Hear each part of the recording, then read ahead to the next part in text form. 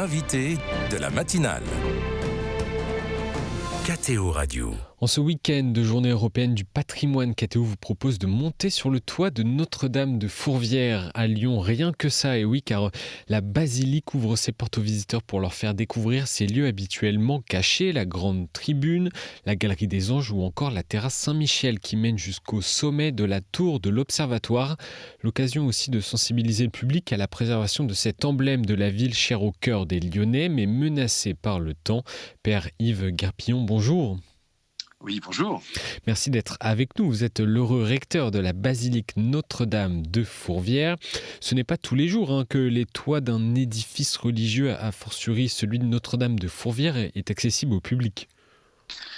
Alors, en fait, ils sont accessibles régulièrement, mais là, dans des conditions particulières pour les Journées européennes du patrimoine.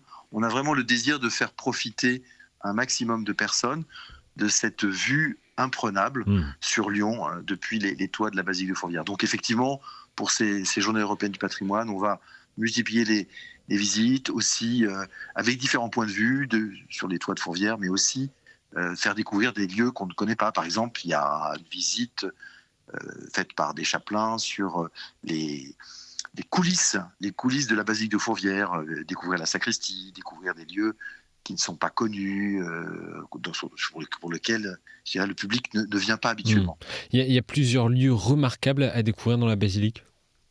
Il y a plein de lieux remarquables. Je voudrais simplement attirer l'attention sur un qui est pas assez connu à mon avis. C'est la chapelle de la Vierge Marie, donc qui se trouve en fait l'édifice le plus ancien de Fourvière, qui date du XIIe siècle, qui a été refait au XVIe siècle. Et en fait, cet édifice, cette chapelle de la Vierge, est une petite chapelle. Au XIXe siècle, elle a été un lieu extraordinaire où sont passés plein de saintes et de saints fondateurs de congrégations qui ont évangélisé le monde entier. On peut penser à Saint-Pierre Julien Aymar, qui a reçu, le fondateur de la congrégation du Saint-Sacrement, qui a reçu son inspiration dans cette chapelle. On peut penser à Sainte Thérèse de l'Enfant Jésus, qui est passée, en rentrant de son pèlerinage à Rome, elle est passée dans cette chapelle. On peut penser à Don Bosco, qui est venu bénir la ville, Saint Jean-Paul II, le Saint Curé d'Ars.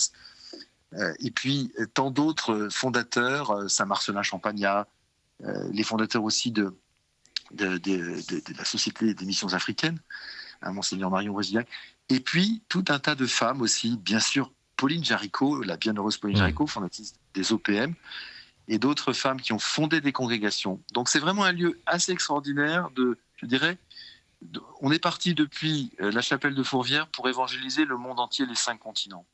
Et ça, c'est très touchant. Et comme Notre-Dame de la Garde à Marseille, la Sainte Vierge veille sur la ville de Lyon et ses habitants y sont très attachés. Décrivez-nous justement cet attachement des Lyonnais. L'attachement des Lyonnais, on le voit d'abord parce qu'aujourd'hui, il y a à peu près 3 millions de personnes qui passent chaque année à Fourvière, qui viennent de 80 pays. Mais pour les Lyonnais, je crois qu'à la faveur du confinement, en 2020, ils ont redécouvert la proximité bienveillante de Marie, et donc ils ont repris l'habitude de monter à Fourvière à pied, de venir faire une promenade familiale dominicale. Cet attachement, moi je le constate tous les jours. Ce qui me frappe beaucoup, c'est qu'on voit que tout le monde vient à Fourvière. Quand je dis tout le monde, c'est vraiment les riches, les pauvres, les gens de toute confession, les personnes de toutes conditions, de tous les quartiers de Lyon. Et c'est vraiment très touchant de voir comment tout le monde est attaché à Lyon, à Fourvière. C'est un peu le symbole de la ville. Les enquêtes de l'Office du tourisme de Lyon montrent toujours que la chose la plus appréciée à Lyon, c'est la basilique de Fourvière. Voilà, donc c'est touchant de voir cet attachement des Lyonnais, effectivement, pour leur basilique de Fourvière. Et Notre-Dame de Fourvière reste aussi, voire avant tout, un sanctuaire marial où les 3 grandes fêtes liées à Marie rythment aussi la vie du sanctuaire. Bien sûr. Il y a la fête du 8 septembre avec le fameux vœu des échevins qui a eu lieu cette année. Le vœu des échevins, vous savez, c'est cette démarche qui avait été faite par les édiles de la ville de l'époque, les échevins, qui avait demandé la protection de Marie par rapport à l'épidémie de peste en 1643. Et donc, chaque année, le 8 septembre, il y a les édiles de la ville d'aujourd'hui se rassemblent pour dire merci à Marie. Et l'archevêque bénit la ville vous vous rendez compte, l'archevêque Oui. bénit la ville de Lyon avec le Saint-Sacrement. Il y a aussi bien sûr le 8 décembre, qui est l'occasion d'une grande mission, qu'on appelle la mission du 8, qui permet de profiter de ce qu'on appelle la fête des Lumières à Lyon depuis une dizaine d'années, pour accueillir les personnes qui viennent, leur faire découvrir la foi catholique, distribuer les évangiles, rentrer en dialogue avec les personnes qui viennent, déposer des intentions de prière. Et puis il y a bien sûr la troisième fête, c'est le 15 août. Évidemment, le 15 août, il y a une procession le 14 août au soir, et les grands-messes du 15 août à la basilique, bien sûr. Père, vous parliez pour l'anecdote de la fameuse fête des Lumières à Lyon, qui est initialement, je le précise et je vous invite à en toucher deux mots, un signe de dévotion à la Vierge initialement. Alors tout à fait, le 8 décembre, c'est pas la fête des Lumières. Le 8 décembre, c'est la fête de l'Immaculée Conception, Mais à donc Lyon, une grande fête mariale. Et à Lyon, en fait, il faut savoir que ça a toujours été une date importante. Et la raison pour laquelle c'est une date importante, c'est le 8 décembre 1852, où ce jour-là est posée la grande statue dorée, la fameuse grande statue dorée qui veille sur la ville. Elle est posée ce jour-là. Et c'est à cette occasion que les Lyonnais vont mettre de manière très spontanée à leurs fenêtres des petits lumignons. C'est ça l'origine de la fête des Lumières, en fait. Donc, pour honorer la Vierge Marie, le 8 décembre 1852, avant même que le dogme d'Immaculée Conception soit promulgué par le pape en 1854, eh bien, les Lyonnais vont honorer cette mise en place de cette très belle statue dorée en mettant des petites lumières sur leurs fenêtres. Voilà, c'est ça l'origine de la fête des Lumières. Et à quand remonte cette dévotion à Marie sur le lieu aujourd'hui de la basilique Notre-Dame de Fourvière ? Alors, 12e siècle, il y a une première chapelle qui est construite en l'honneur de Notre-Dame. Et puis vont commencer, mais comme ça se fait dans beaucoup d'endroits, avec cette chapelle dédiée à la Vierge Marie au XIIe siècle, eh bien, les processions montent, on prend l'habitude de venir se confier à Marie des intentions de prière, confier des proches, venir aussi voir la vue sur la ville, puisque c'est un point de vue, un petit peu comme Montmartre ou Notre-Dame de la Garde, on a un point de vue sur la ville, donc c'est forcément une vue imprenable. Donc ça attire, je dirais, tous les curieux et tous ceux qui sont amateurs de belles vues. Donc c'est le XIIe siècle. Après, ce qu'il faut savoir, c'est que Fourvière, ça vient de Forum Vetus, en latin, le vieux forum. Et en fait, Fourvière était le siège de Lugdunum, la ville romaine de Lyon, qui a été fondée en 43 avant Jésus-Christ. Donc il y a tout un enracinement d'une ville antique qui se déployait sur la colline de Fourvière, et qui était une ville romaine. Et je vous rappelle on parle du primat des Gaules pour l'archevêque de Lyon, parce que le plus ancien évêché de Gaulle, c'est quand même celui de Lyon, avec Saint Pothin comme premier évêque, et puis le grand Saint Irénée de Lyon comme deuxième évêque de Lyon. Donc il y a tout un enracinement très ancien à Lyon, même si la chapelle ne date que du XIIe siècle. On imagine que des générations de chrétiens sont montés à Fourvière. Et que trouvait-on en lieu et place de la basilique avant sa construction en 1884, je crois, Alors, la construction de la basilique, c'est plus précisément entre 1872 et 1896. Ce qu'on trouvait, c'est qu'il y avait des bâtiments qui ont servi notamment, et c'est assez touchant, des bâtiments qui appartenaient à des familles lyonnaises, notamment la famille Jaricot, et qui ont servi à accueillir des œuvres pour accueillir des enfants, et notamment en lien avec le bienheureux Antoine Chevrier, qui sera honoré à Lyon d'une manière particulière en 2026, pour les 200 ans de sa naissance. Donc le père Chevrier a commencé une œuvre, ce qui s'appelait la Providence de Fourvière, qui a eu la Providence du Prado, qui a commencé en fait sur le site de Fourvière, à l'endroit même où est la basilique aujourd'hui. Alors après, ça s'est déplacé dans d'autres endroits, ça n'a pas duré très longtemps.